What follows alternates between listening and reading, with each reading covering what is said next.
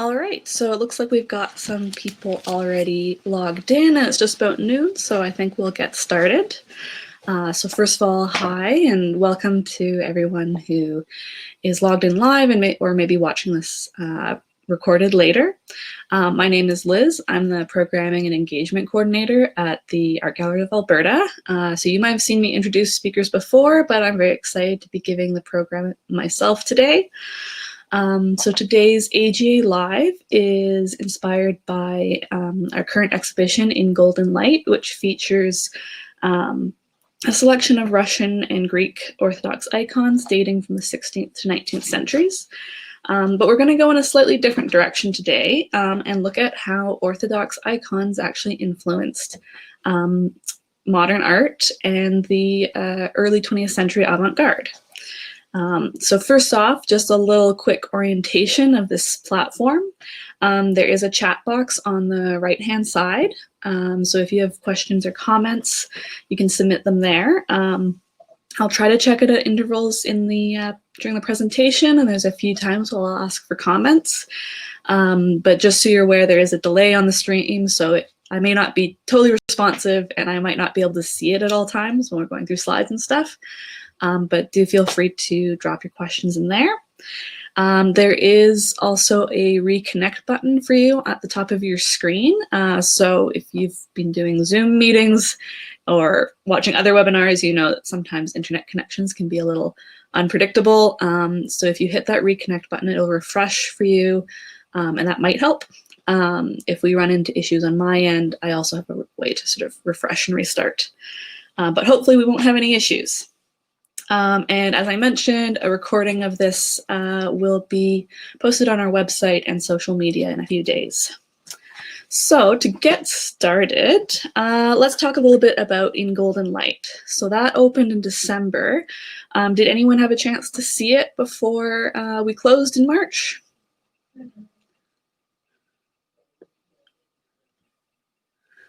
Okay, so while I'm talking about the exhibition, I'm going to show you a video taken by Charles, our creative director, just so you can have a little sense of what it looks like.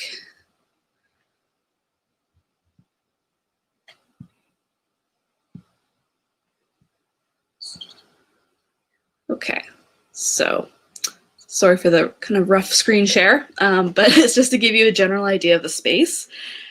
So it includes 25 icons from the 16th and 19th century, and was organized by the AGA and the Art Museum at the University of Toronto. All the objects are on loan from the University of Toronto Art Centre, where they form part of the Malcove Collection. So the Malcove Collection was bequeathed to the U of T by Dr. Lillian Malcove, who was a psychoanalyst who lived in New York, and she had a very interesting and extensive collection of objects, mainly Greek, Roman, Byzantine, and Western medieval items, but also spanning from prehistory to the 20th century, including a lot of icons, which she displayed in her New York apartment. I've heard that the images are quite impressive. And oh, I see that a couple of you have seen the exhibition, so I'm glad that you're joining us to get a different perspective today.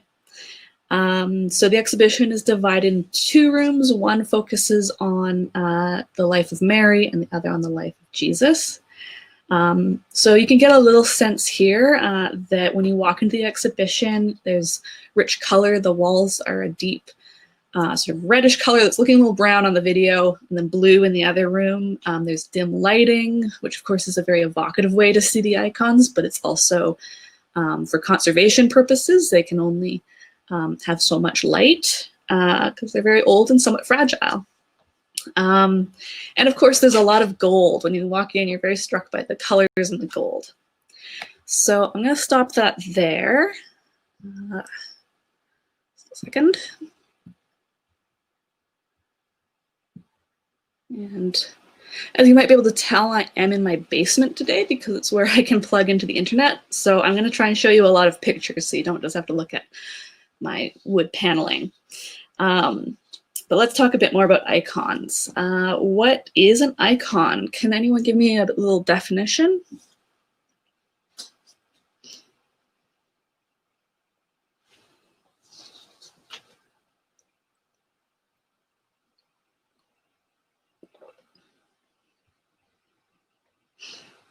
This is the part where we have a bit of an awkward pause that we wouldn't have if we did this live.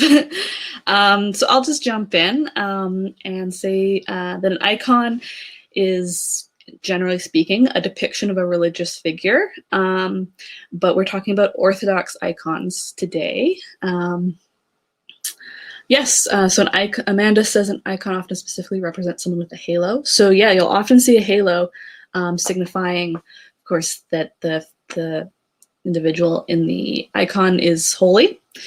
So it's a depiction of a religious figure, but not just any religious figure to be an icon in the strict Orthodox sense. So it must be a true and accurate depiction, which means it has to depict the figure based on certain conventions and standards of the Orthodox Church, and it has to be a figure who is recognized as holy by the Orthodox Church. So someone could paint a picture of St. Thomas Aquinas in a Byzantine style, but that would not be an icon, a proper icon, because Thomas Aquinas is a Catholic saint, not an Orthodox saint. And of course, the Catholic Church has a lot of beautiful art, but they are not icons in a specific sense. And that is because of a very specific role that icons play, which is that they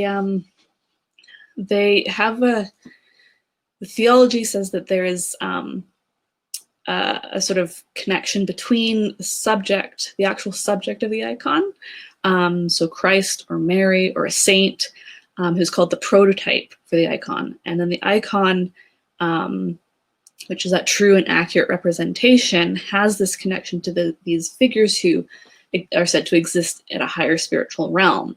So this visible material icon, beautifully painted, gilded, is connected to the prototype, allowing a contact between the person who venerates the icon and the spiritual level of being and that individual who they venerate through the icon. So it's a little complicated. I can't say I necessarily fully understand it or I'm the best person to explain it, but what I want you to take away is that an icon is not just a picture. Someone thinks, oh, I bet Jesus looked like this and painted them that way. It is an object that has this sort of mystical connection to a holy person. So icons are also, of course, beautiful, and they are used they're used to enhance the beauty of the church and also to instruct people in matters of faith and remind them of the faith. Yes, as Liliana says, Catholic has icons too. They just have a different purpose. So it's an icon in the sense of a depiction of a holy person. And of course, like an Orthodox icon is used to educate people about church doctrine and faith. And also to inspire the people who venerate them to imitate the holy figures. So that's sort of a quick definition of an icon. And I want to talk about the formal traits of a Byzantine or Russian icon. Not all icons have to be painted in that particular style, but many of them are, if not most.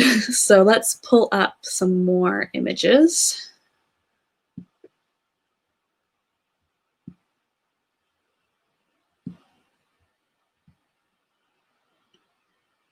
Okay, so I'm going to show you three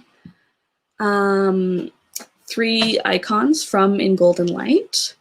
And if you just want to put a little description of the style that you see, sort of how the artist creates the image, what traits jump out at you, and then we'll talk a bit about how that could influence a modern painter.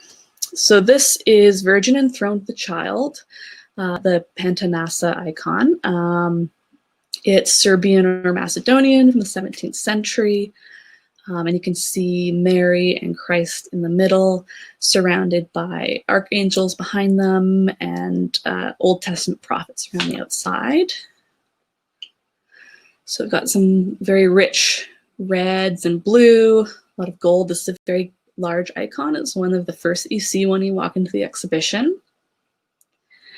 Now this is one of my favorites. It's another one that really grabs you right away. It's a nativity scene. So unlike some nativity scenes that we might be more familiar with from Christmas cards and such, the Holy Family is shown in a cave rather than a barn. But apparently that's because people used to keep their cattle and sheep in caves rather than in barns. It's convenient, ready-made. So here you've got some like rays of light and more gold up at the top and around, and the halos that someone mentioned, and also all these very jagged sort of geometric forms forming this rocky cave. Now this one's a little different. So this is Our Lady in the Burning Bush. Oh, stylized landscape from Danielle. Yeah, it's very, very stylized. That last one emphasizing like the jaggedness of the rocks. So this one's a little bit more allegorical. It's comparing the Virgin Mary with Moses's vision of the burning bush in the Old Testament. And some interesting colors, like peach and orange and red, and these figures painted just in white lines. Okay, so I'm gonna exit out of here. Does anyone else have any observations?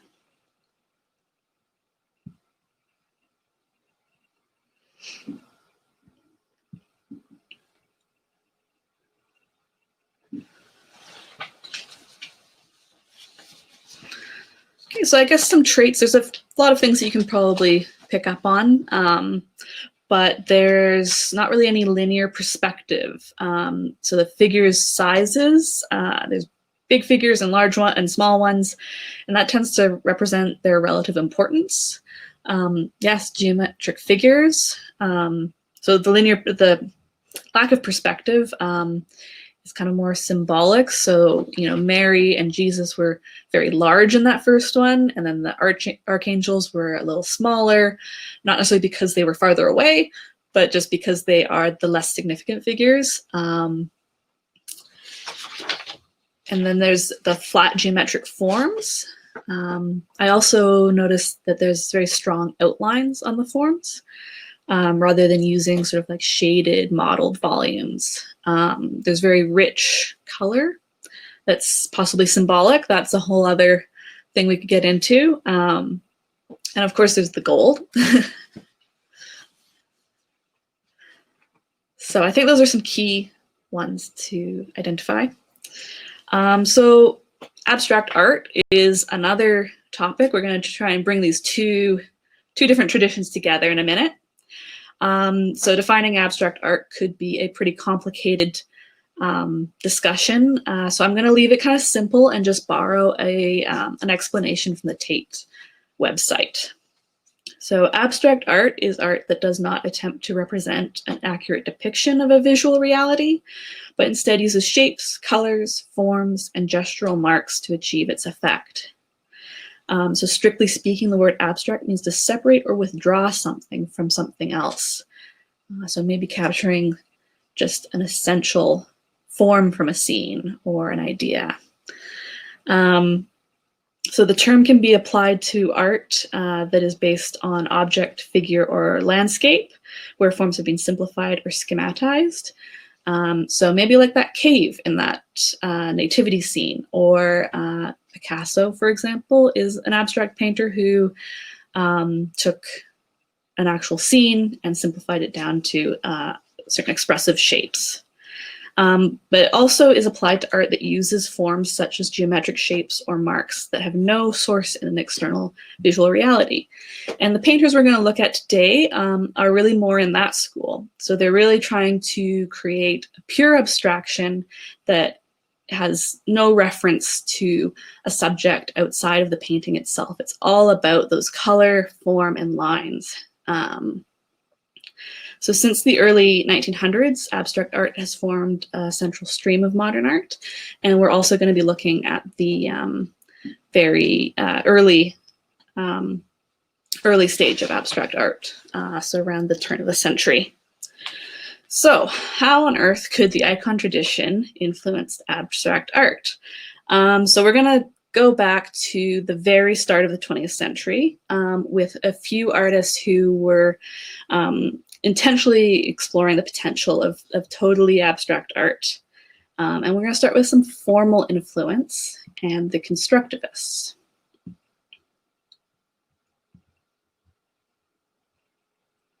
Oh, actually, we're going to start a little sooner than that. Okay, so here you can see sort of three pretty different looking kinds of art. On the left, we have Breton Brother and Sister by William Bouguereau, which I've included as sort of an example of academic painting.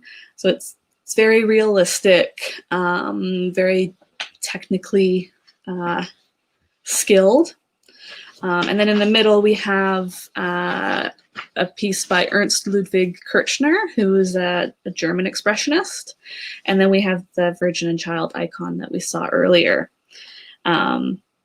So all those formal traits of the icons that we talked about, so the lack of perspective, the flat geometric forms, and powerful use of color, appealed to a lot of modern artists who were looking for a new visual language that either rejected or just departed from the academic tradition. So by the late 19th century, early 20th century, some people sort of felt that the academic tradition that was taught in like the Beaux-Arts Academy in Paris and other traditional schools was getting a little stuffy and boring. It maybe wasn't capable of expressing the ideas that they wanted to express. So there were some artists who sort of departed from that school and started experimenting with abstraction as one of the main things that they did. So they were looking around for other kinds of visual languages, often looking to non-Western art. Picasso famously was influenced by African sculpture, and also to some extent collections. So artists would have encountered them in that context. And there were also a lot of course, for Eastern European artists and for Russian diaspora artists in the West, icons would have been part of their contemporary culture and environment. Questions coming up. I'll mention now that anything that I don't get to in the talk, I'm going to try and find answers for you, and marketing will send out a little follow-up email with answers. So let's look at the Constructivists. So this is a painting by Alexander Rodchenko. He's also, I think, better known as a photographer, but he was a constructivist painter. So the Russian constructivists, they really emphasized building and science over expression, and they viewed the artist as a builder or an engineer, and art as something to be constructed, hence constructivist. So they use sparse geometric forms and simple materials. Now looking at this, we notice some strong lines and flat geometric forms in the icons. And to me, some of those yellow lines remind me of the ways that they painted rays of light, like the star in the Nativity. And we know that icons were a source of sort of reference and inspiration for the way that constructivists painted light. There's, of course, no perspective in these paintings because they're purely abstract. But here's a sort of an early painting by another constructivist named Vladimir Tatlin, who is also, I think, better known as a sculptor, but I'm focusing on their paintings today.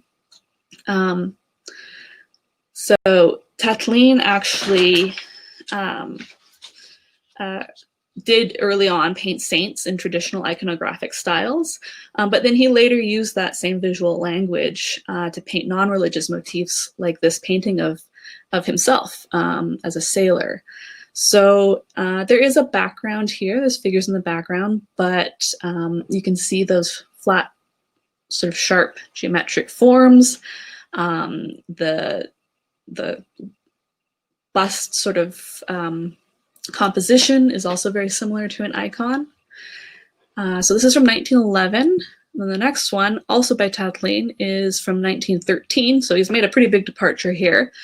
But this is more of a sort of sculptural work using wood, metal, and leather.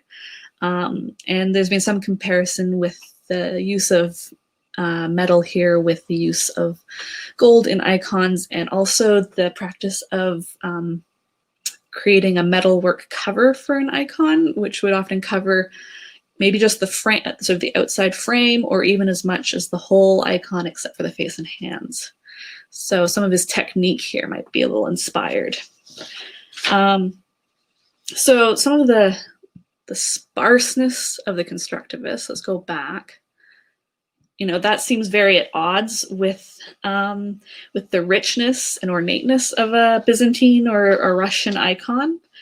But we can see the connections in the flattened forms, bright colors, not bright colors in this one, bright colors in that, and geometric shape, and those visible rays of light especially. As a side note, something that occurred to me while I was preparing last night, is that there's also kind of an interesting connection between the constructivist idea of what the artist, who the artist is and what they should do, and the role of the iconographer in icon painting. So the constructivists were communists, and they viewed the artist just as an engineer who builds art in service of the proletariat, not out of personal self-expression. So the art's not supposed to be an expression of who the artist is. Similarly, iconographers historically are anonymous craftspeople, highly skilled craftspeople who crafted icons following a strict formula, and they did their work in the service of God and the church, not, again, out of self-expression.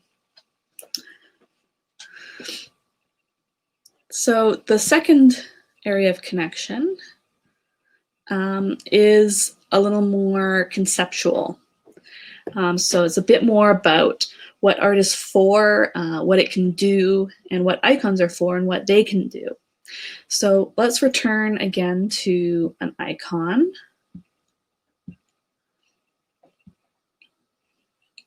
And this is also from In Golden Light. So if you go visit, you can see it. So this is a Transfiguration icon.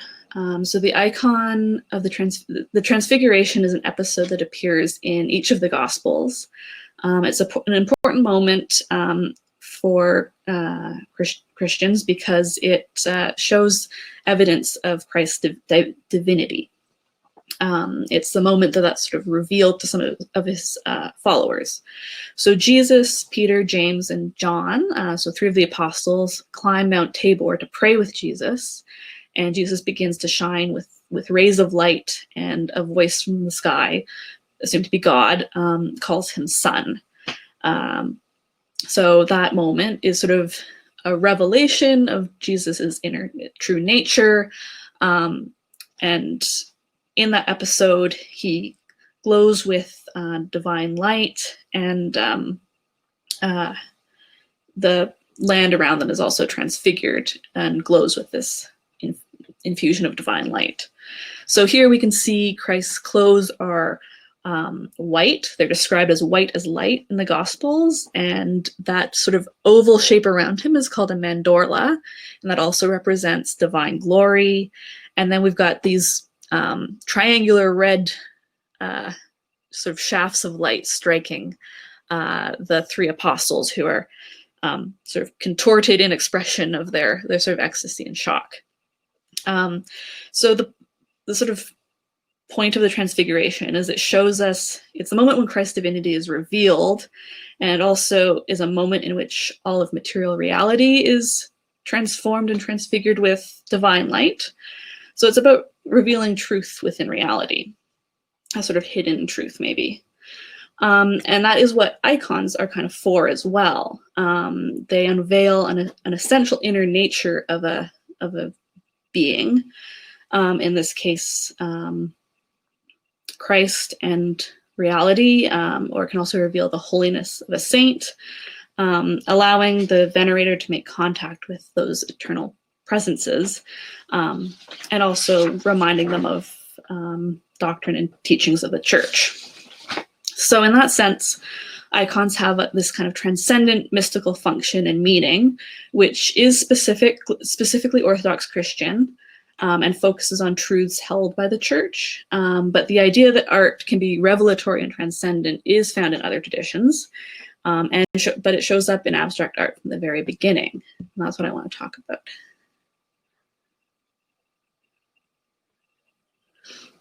Yes, as I think Liliana is mentioning here, Transfiguration is still a significant celebration in the church. So I'm going to talk about three main abstract artists who are examples of artists who brought some of this idea of art being transcendent or revealing an inner truth, and being generally spiritual into their search for abstraction. And all three of these artists are Russian or Eastern European and have connections with the Orthodox Church. But they are certainly not the only ones who took this view. They're just early influential ones. So this is Composition 6 by Vasily Kandinsky. So a very famous abstract painter, and considered one of the pioneers of abstraction, although who actually painted the first abstract painting is a very debated topic. But he's one of the candidates. So he was born in Moscow and grew up in Odessa and was raised in the Orthodox Church. He studied art, but then studied law and economics, and only began really seriously painting at 30. And he went to Munich to continue his studies, before returning to Moscow in 1914. So he worked for some time in Russia after the revolution as a cultural administrator, but his spiritual outlook was a bit at odds with the ethos of the Soviet society. So he's kind of the opposite of the Constructivists in that for him art is all about expression and about the artist's inner world. So he left Russia and taught at the Bauhaus until it was closed by the Nazis, and then he'll move to France where he worked until his death in 1944. So in his, as you can see, his style is very lyrical. He often compared painting to music, calling his pieces improvisations or compositions, just like a piece of music. And color was very important. Different colors have different spiritual and psychological effects. So he was also influenced by Theosophy, I should mention, as well as his Orthodox upbringing. But it's undoubted that spirituality was very important.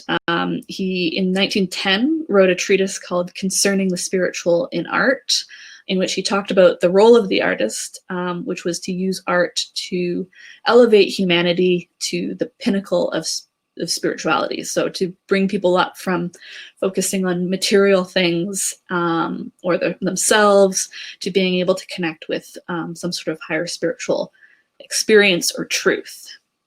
Now that reminds me a bit of what icons are supposed to do for those who venerate them by allowing people to access this higher spiritual realm and have contact with the holy figures who sort of exist at that realm.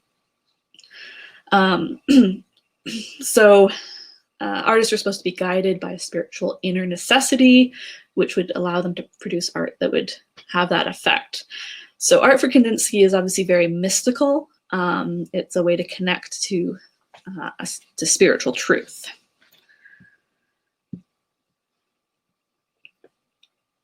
So on the left there, you can see Konstantin Brancusi in his studio. So Brancusi is a sculptor, and in the middle is one of his earlier sculptures from 1918, and on the right is Bird in Space, which is probably his most famous work. If you took an intro to art history class, you might have studied it.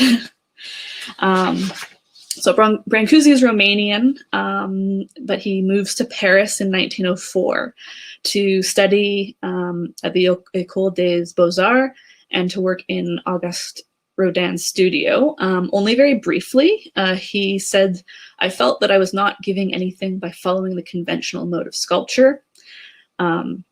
He seems like a fairly opinionated figure who didn't mince words. So he left Rodin's studio because he felt that it was old-fashioned and conventional.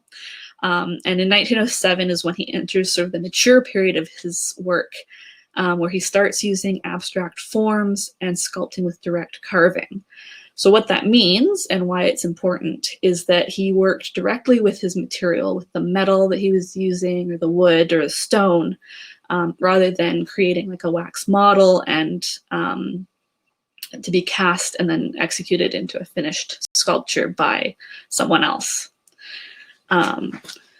So throughout his life, Brancusi was involved in the Orthodox Church. So he was a server as a child. He got a grant from his church to study art in Romania, and he was a chanter in an Orthodox parish in Bucharest while he was a student, and later at the Romanian chapel in Paris, where he's now buried. So for Brancusi, reality was a union of matter and spirit. So the material world was very important because it's sort of combined with spirit. He gave a lot of care and attention to his materials that he used, while at the same time trying to use those materials to reveal an inner idea or essence at a more spiritual level. So I'm going to show you another quote from Brancusi, which is also a bit blunt. And it's about his opinion on having his work called abstract in the sense of, not real. So they are imbeciles who call my work abstract. That which they call abstract is the most realist, because what is real is not the exterior form, but the idea and the essence of things. So we can see for Brancusi, abstract art is a way to reveal an inner truth that is probably more significant than the truth of how something looks on the outside. Okay, and now onto our last figure, who I'm going to focus on for a bit longer. So this is Casimir Malevich, who probably the most obviously combines with the form and the theological ideas of icons with abstraction to create a totally new kind of painting that he calls suprematism. So suprematism was a search for the barest essentials of art, paring away everything that was unnecessary to reach what they called the 0 degree of art, which was the point at which his motifs just a circle, a square, and a rectangle. And to get deeper into that, although he wrote 1913 on the back, so maybe he was trying to make himself even more avant-garde. So it's pretty straightforward to describe its formal qualities. It's oil on canvas, plain black square on a white background. Those cracks and texture that you see, that's not how it originally would have looked. That's just the result of it aging.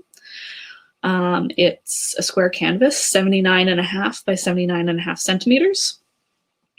And that's basically it. So Malevich claimed that this was the first painting that is not of something. There's debate about that, but for now we'll take him at his word. So he wrote this about this painting. Up until now, there were no attempts at painting as such without any attribute of real life. Painting was the aesthetic side of a thing, but never was original and an end in itself. So Black Square was first exhibited at the last exhibition of Futurist Painting, 01, in 1915 in Petrograd. So although being called the last exhibition of futurist painting, it was actually a groundbreaking first exhibition of a group of key artists of the pre-revolution Russian avant-garde, where they sort of demonstrated that they were not just following the Western avant-garde artists in Paris and Germany, but were like on the cutting edge in their own right and doing new and interesting things. So Malevich exhibited 39 completely non-representational, non-figurative works consisting just of geometric shapes painted on white grounds. And here you see one of the few photographs of that exhibition. These are all Malevich's work. So do you notice anything about the placement of the artworks? And can you spot black square?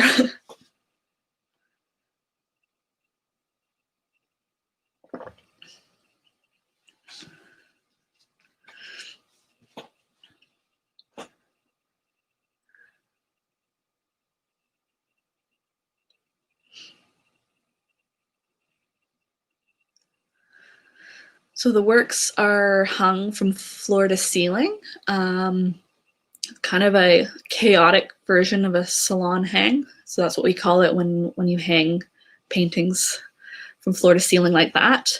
But here they're quite almost scattered, almost jumbled, so quite dynamic. Yeah, so seemingly random hanging, I would comment. So the one that I want to draw your attention to, I don't know if anyone spotted it, but black square is hung in a very unusual spot up on that top corner. So it's sort of almost liberated from the wall, the way it just makes contact on the sides and sort of hovers out there over the corner. It also really hangs over the viewer, sort of dominating the room. So it's a pretty striking and unusual hanging. I think even if you walked into an art gallery today and saw one painting up in the corner, you'd probably notice and probably find it a little strange.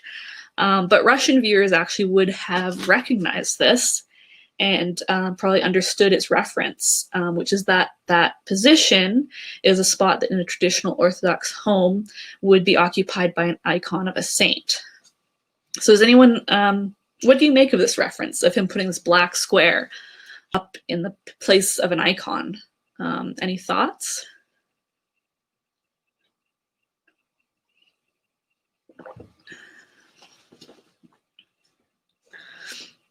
There's really no right answers. I think there's a lot of interpretations we could take away from that.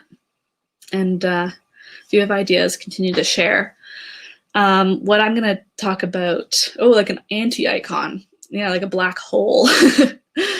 That's definitely something that would be my first thought. I think also it elevates the status of this painting that he made. So he's not an iconographer. He's not making holy images, but he's putting his own artwork up in that position. So what I'm going to focus on, though, is how this bringing together of the position of an icon and an abstract painting is kind of creating a new idea of what an abstract painting can be and what a painting should do. So Iris says she'd be immediately drawn to it if she went to this gallery. And I agree. I think I would be too. Just the way it pops out from the wall like that and is, very simple, but very powerful. I've never seen it in person, but I imagine it would be. So back to this idea of a new kind of painting. You'll recall that I said that icons are not just a picture of a holy figure, but they are, in a sense, the presence of that holy person through their icon. They are present in that space that they're in. So similarly, black square is quite a presence in this room. It changes the relationship between the painting or the image and the viewer by asserting itself as a presence in the gallery, in the space. It's not on a flat plane to the viewer. It sort of hovers above them. And importantly, it's not a depiction of something. It's just pure color and form, or blackness and form, and the viewer is confronted by its presence just as that, as a black square. It's got no subject or background or perspective, so you can't look at it as a window into a scene, and there's no picture plane separating the viewer from the content of the image. It just sort of, I've seen it described as opening itself up into the space in which it's placed. I don't know if you see it as a whole or as a physical presence extending into the room, maybe either, but it kind of messes with space that way.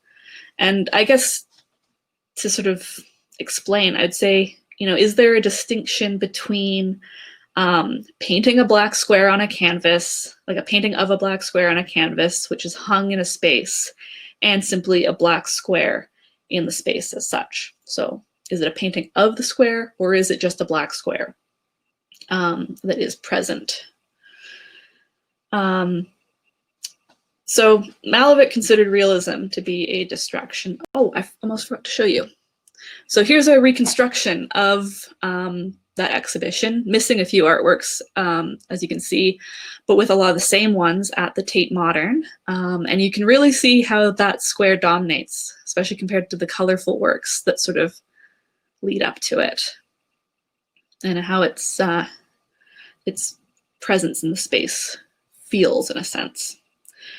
So the legacy of suprematism, Malevich considered realism to be a distraction from the transcendent experience of art.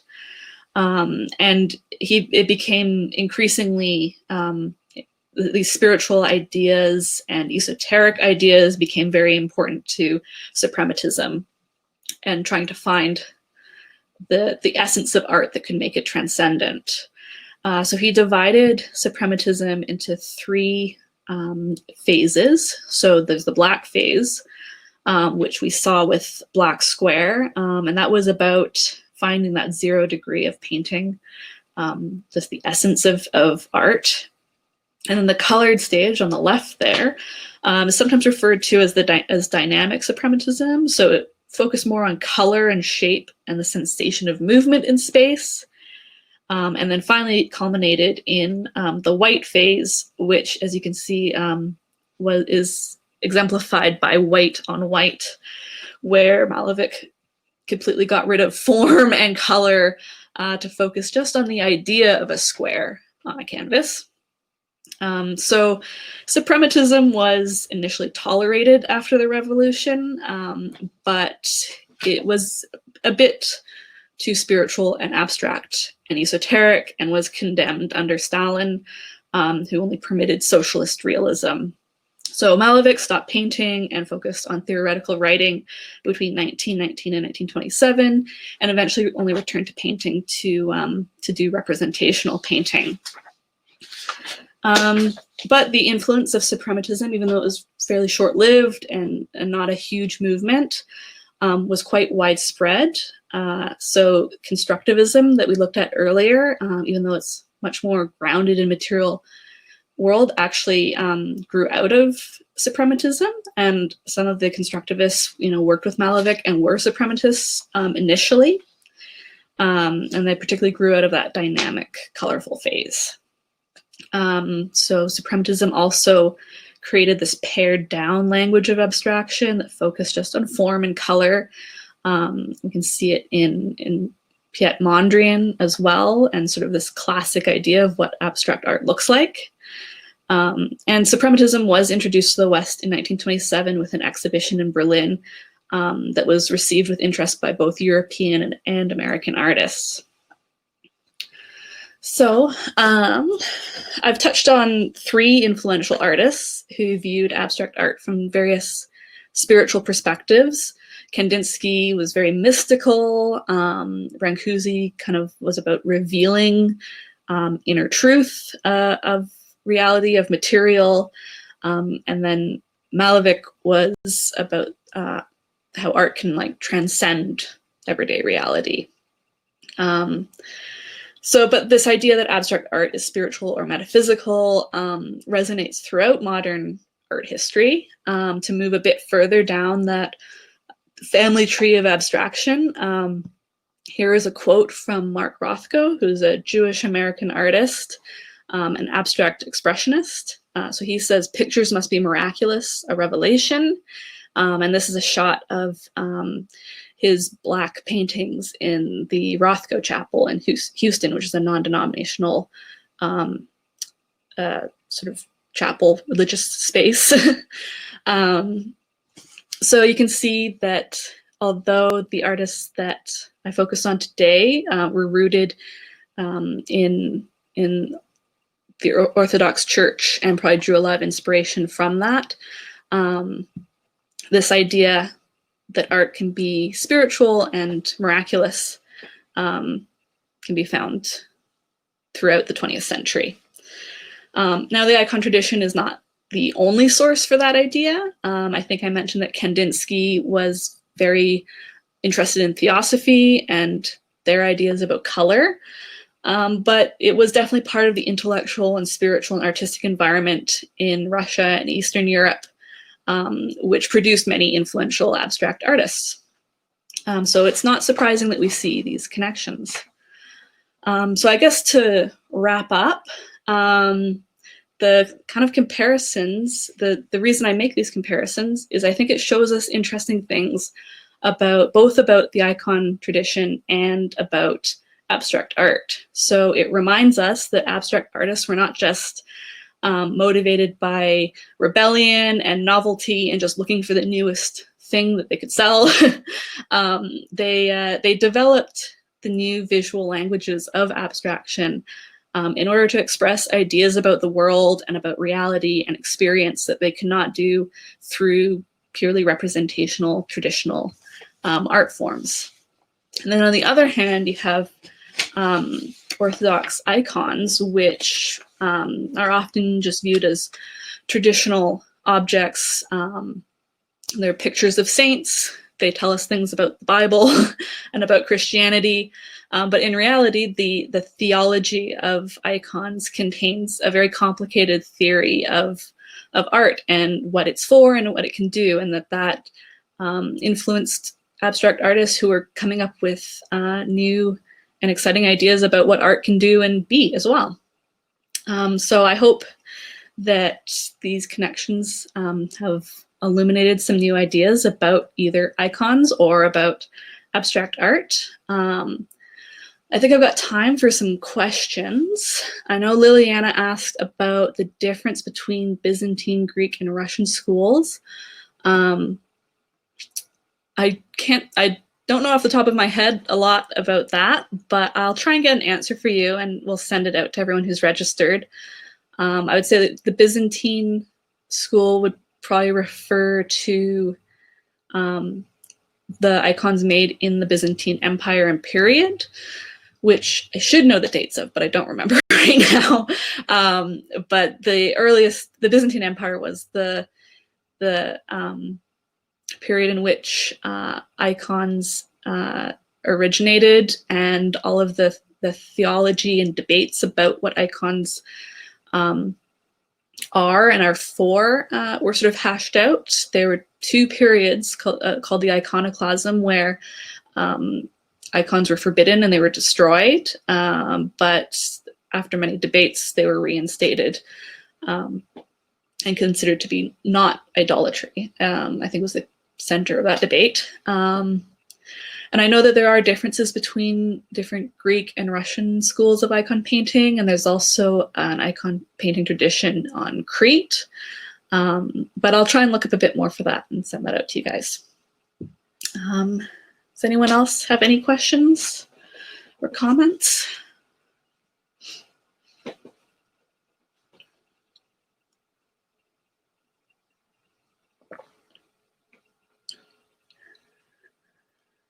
Okay, so were modern artists of Western Europe indirectly influenced by icons in any way, perhaps through El Greco?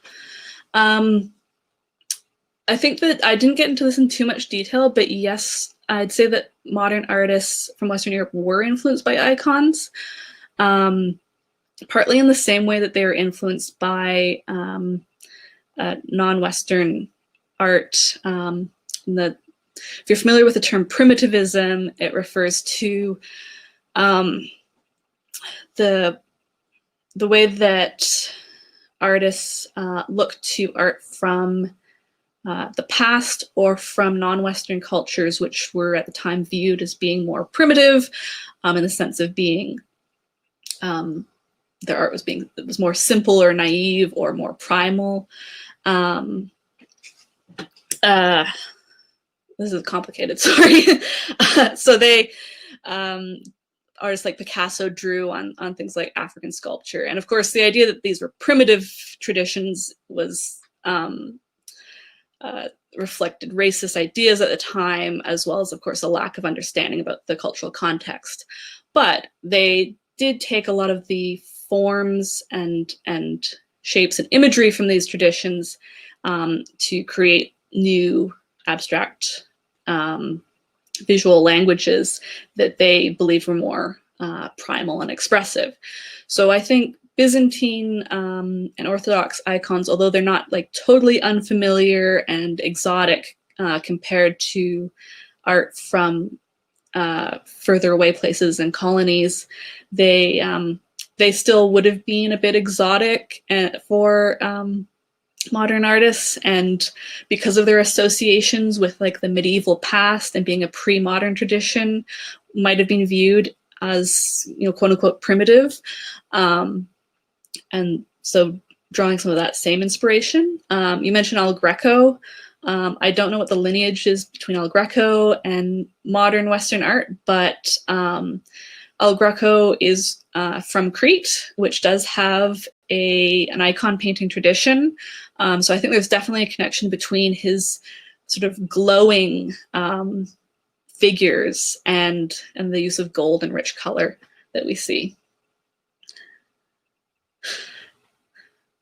Thank you, Lillian. Yes, it is difficult to tell about the comparisons between icons and abstract art in just 1 hour. I bit off quite a bit. So it's almost 1, so I think I'll wrap up. If you have any other questions, feel free to email marketing@youraga.ca, and I'll pass anything on to me. And I'll try and find a little bit more about those different schools and see if I can send something to everyone. Okay, so recording of this webinar will also be posted in coming days.